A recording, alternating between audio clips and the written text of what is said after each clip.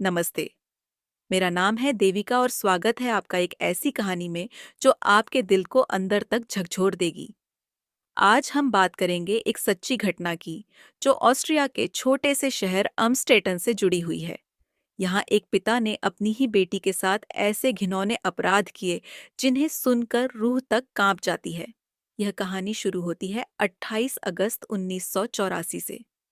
दिन 18 साल की एक लड़की एलिजाबेथ फ्रिट्जल अचानक अपने घर से गायब हो गई।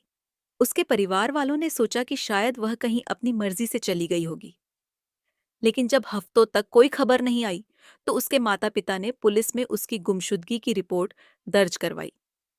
कुछ समय बाद एक चिट्ठी आई जिसमें लिखा था कि एलिजाबेथ अपने परिवार से परेशान होकर एक धार्मिक समुदाय कल्ट के साथ रहने चली गई है।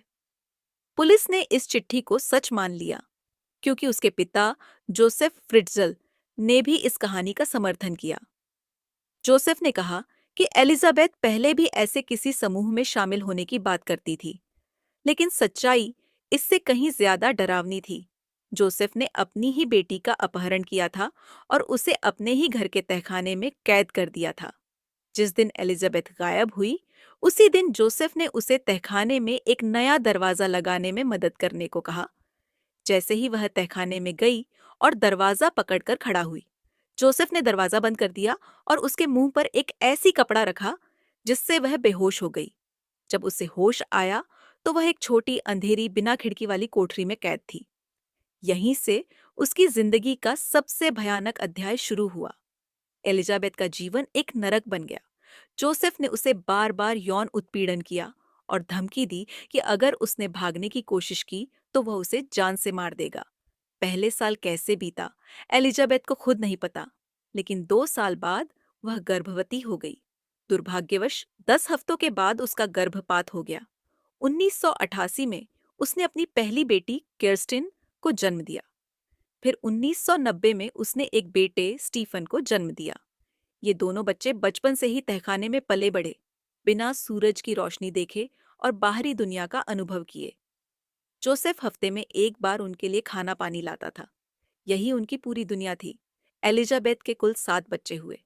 उनमें से 3 को जोसेफ तहखाने से ऊपर अपने घर ले गया और अपनी पत्नी रोजमेरी के साथ पाला।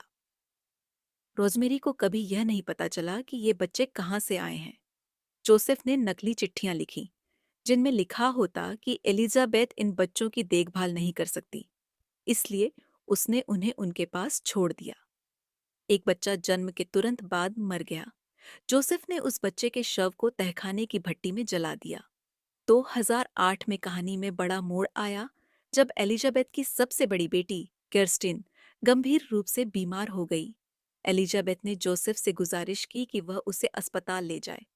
भारी मन से जोसेफ उसे अस्पताल ले गया। अस्पताल के डॉक्टर और कर्मचारी किर्स्टिन की हालत देखकर हैरान हो गए। उनकी जिंदगी और हालात पर शक करते हुए उन्होंने पुलिस को सूचित किया। इसके बाद पुलिस ने जोसेफ की जांच शुरू की।